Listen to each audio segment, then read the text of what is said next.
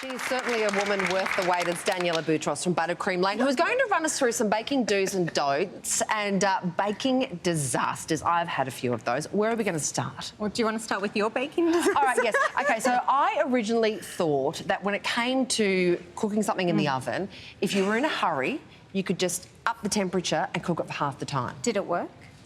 No. No. So doing that will give you a nice black bottom and really crispy sides. So, and it won't cook in the middle. So you really need to follow the instructions for that, unless you like charcoal cake. Could you scrape it off? Give it a... That's like a Tash move, scraping it out. No, you can't do that. And we'll start with cakes. Is that savable?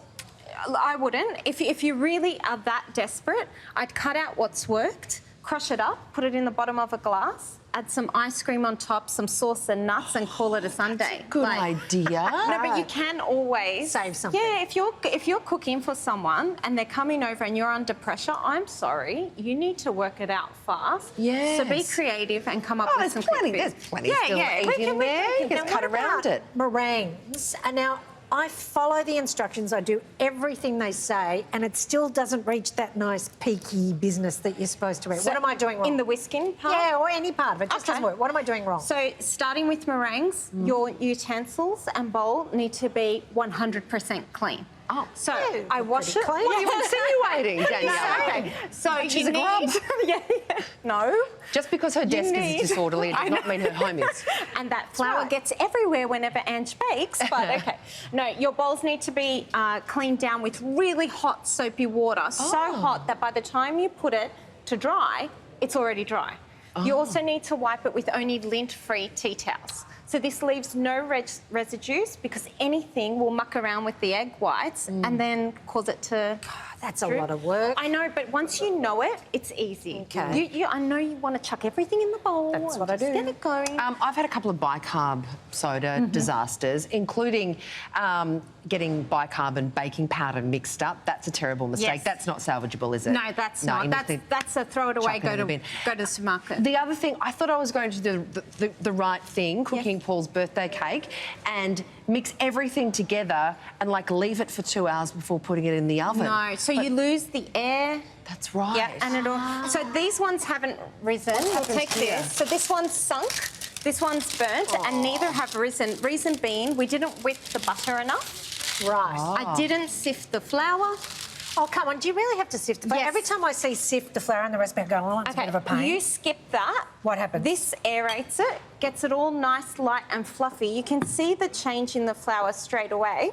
Yeah, it looks different, but why does that mean it cooks different? Because it aerates it, it opens it up, and it's ready to rise. Otherwise, this should be another inch higher. Also, check the seals of your oven. This is a big mistake. And oven thermometer. So just because your dial says it's 120, 170, doesn't mean a thing. If your seals are incorrect on the side of your oven and inside your gauges aren't really matching up, pop in an oven thermometer, check that it's actually reaching the temperature you're putting it on your dial, and get to know where it's at. Is it too hot, too cold? Okay.